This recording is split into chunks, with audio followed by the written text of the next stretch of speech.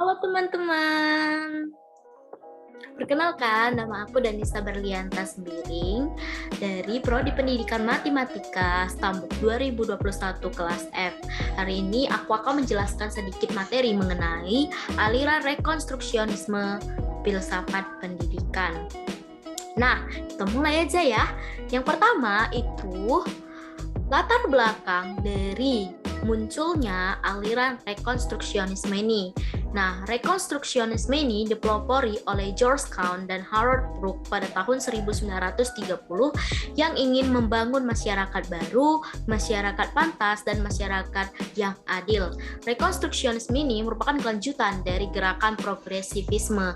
Gerakan ini lahir didasari atas suatu anggapan bahwa kaum progresif hanya memiliki dan melibatkan diri dalam masalah-masalah masyarakat yang ada pada saat sekarang ini. Selain itu, aliran ini juga berpandangan bahwa pendidikan hendaknya memelopori melakukan pembaharuan kembali atau merekonstruksi kembali masyarakat agar menjadi yang lebih baik lagi di dalam hal pendidikan.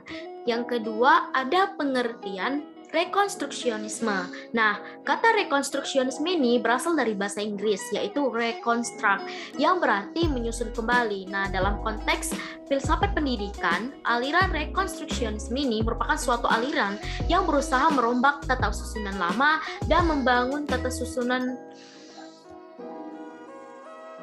dengan tata susunan yang lama dan dengan menjadi tata susunan yang baru. Nah, aliran rekonstruksionisme ini pada prinsipnya sama seperti aliran perennialisme, yaitu berawal dari krisis kebudayaan modern.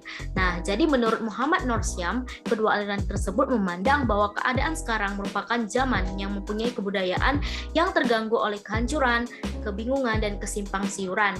Selanjutnya, saya akan menjelaskan mengenai tokoh-tokoh aliran rekonstruksionisme. Nah, aliran filsafat rekonstruksionisme ini dipelopori oleh George Kahn dan Harold Brooke pada tahun 1930.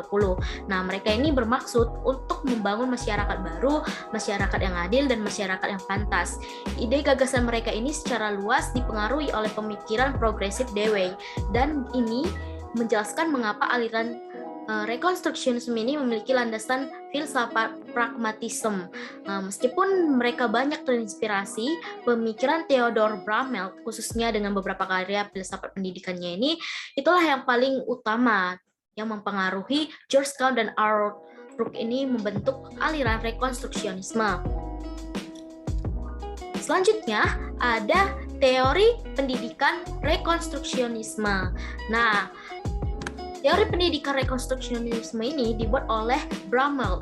Menurut Bramel, pada tahun 1971, teori pendidikan rekonstruksionisme ini ada 5, yaitu yang pertama, pendidikan harus dilaksanakan di sini dan sekarang dalam rangka menciptakan tata sosial baru yang akan mengisi nilai-nilai dasar budaya kita dan selaras dengan yang mendasari kekuatan-kekuatan ekonomi dan sosial masyarakat modern. Yang kedua, masyarakat baru harus berada dalam lingkungan atau kehidupan demokrasi sejati di mana sumber dan lembaga utama dalam masyarakat dikontrol oleh warganya sendiri. Yang ketiga, anak, sekolah, dan pendidikan itu sendiri dikondisikan oleh kekuatan budaya dan sosial. Yang keempat, itu adalah guru harus meyakini terhadap validitas atau urgensi dirinya dengan cara bijaksana, dengan cara memperhatikan prosedur yang demokratis. Yang kelima, ada cara dan tujuan pendidikan harus diubah kembali seluruhnya dengan tujuan untuk menemukan kebutuhan-kebutuhan yang berkaitan dengan krisis budaya dewasa ini dan untuk menyesuaikan kebutuhan dengan sains sosial yang mendorong kita untuk menemukan nilai-nilai di mana manusia percaya atau tidak bahwa nilai-nilai itu bersifat universal. Meninjau kembali penyusunan kurikulum, isi pelajaran, metode yang dipakai, struktur administrasi, dan cara bagaimana guru dilatih. Dan selanjutnya itu saya akan membahas apa sih hubungan aliran rekonstruksionisme ini dengan pendidikan. Nah, kaitannya dengan pendidikan, rekonstruksionisme ini menghendaki tujuan pendidikan untuk meningkatkan kesadaran siswa mengenai problematika sosial, politik, dan ekonomi yang dihadapi oleh manusia secara global, dan untuk membina mereka, membekali para peserta didik dengan kemampuan-kemampuan dasar agar bisa menyelesaikan persoalan-persoalan tersebut. Nah, kurikulum dan metode pendidikan yang dipakai bermuatan materi sosial, politik, dan ekonomi yang dihadapi oleh masyarakat sekarang, termasuk juga masalah-masalah pribadi dihadapi oleh siswa. Kurikulumnya juga menggunakan disiplin ilmu-ilmu sosial dan metode ilmiah. Selanjutnya, saya akan membahas lanjutan tadi, yaitu mengenai hubungan aliran rekonstruksionisme dengan pendidikan. Nah, selanjutnya peranan guru sama dengan pandangan progresivisme. Di sini tidak ada perubahan, yaitu guru harus menjadikan muridnya siap menghadapi persoalan-persoalan dalam masyarakat, membantu mereka mengidentifikasi permasalahan, lalu meyakinkan mereka bahwa setiap siswa itu atau pendidik itu, peserta didik, sanggup menghadapi semua itu. Nah, apabila ternyata mereka tidak sanggup, maka tugas baru dari seorang pembimbing atau pendidik itu adalah membimbing mereka secara tepat. Nah, guru atau pendidik harus tampil dalam membantu siswa menghadapi persoalan dan perubahan. Dan pendidik juga harus memberi semangat terhadap munculnya pemikiran yang berbeda sebagai sarana untuk membentuk alternatif penyelesaian masalah. Karenanya, kepala sekolah sebagai agen utama dari perubahan sosial, politik, dan ekonomi masyarakat. Nah, selanjutnya, saya akan membahas kekurangan dan kelebihan aliran filsafat rekonstruksionisme. Nah, tadi saya sudah menjelaskan kan beberapa tentang pengertian, latar belakang, dan kita akan masuk ke dalam kelebihannya. Yang pertama itu adalah aliran filsafat rekonstruksionisme ini mengikuti perkembangan zaman. Karena apa? Karena selalu diperbarui dan dibangun kembali lebih ke modern. Nah, bukan hanya mengikuti perkembangan zaman, namun juga membangun tata susunan kebudayaan baru atau membuang yang tidak perlu. Yang artinya aliran filsafat rekonstruksionisme ini terbuka akan perkembangan zaman. Hal inilah yang perlu di dunia pendidikan, karena pada umumnya pendidikan bersifat terbuka dan fleksibel terhadap perkembangan zaman agar tidak ketinggalan di masa mendatang. Nah, contohnya kalau di dalam di Indonesia itu adalah penggantian KTSP 2016 menjadi kurikulum 2013. Itu merupakan salah satu aliran rekonstruksionisme karena mengganti tata cara yang baru dari tata cara yang lama. Yang kedua itu adalah aliran filsafat ini menekankan peran murid dan juga peran guru yang besar dalam pembelajaran, tidak seperti pendidikan yang terdahulu di mana guru selalu menerangkan pelajaran dan murid hanya bertugas untuk memahami serta tidak terlalu memiliki peran penting dalam proses pembelajaran. Nah, di nomor 2 ini juga sama seperti yang saya bilang tadi, ada kurikulum 2013 dan KTSP 2016.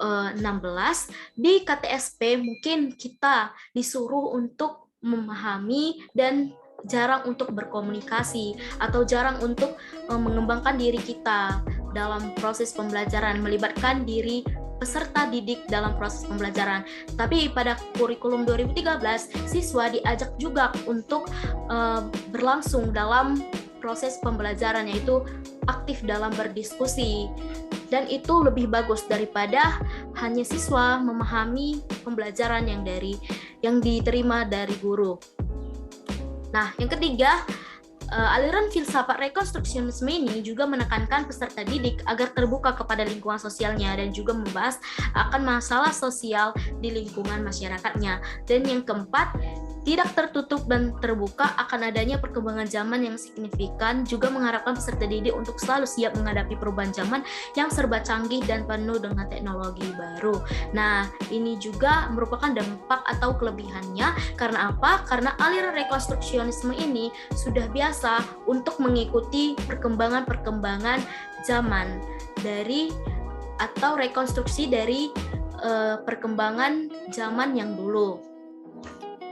Selanjutnya, kekurangannya, tadi kita sudah membahas tentang kelebihannya dan banyak banget kelebihannya.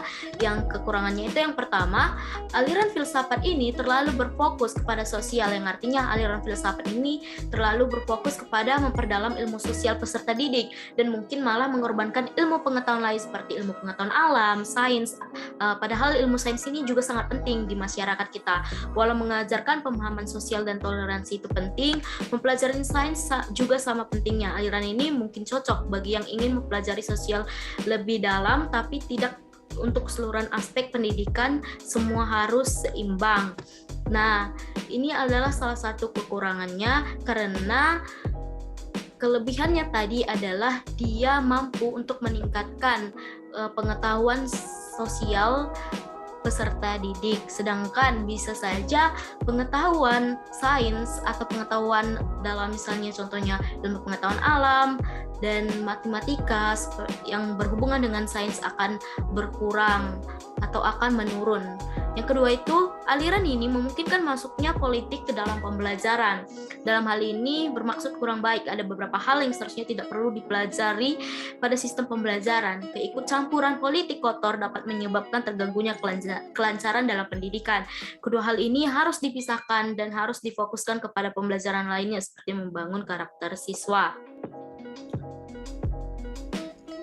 Baik, itu saja materi yang saya dapat sampaikan mengenai aliran rekonstruksionisme dalam filsafat pendidikan. Kiranya teman-teman dapat menerimanya dan dapat bermanfaat bagi teman-teman semua.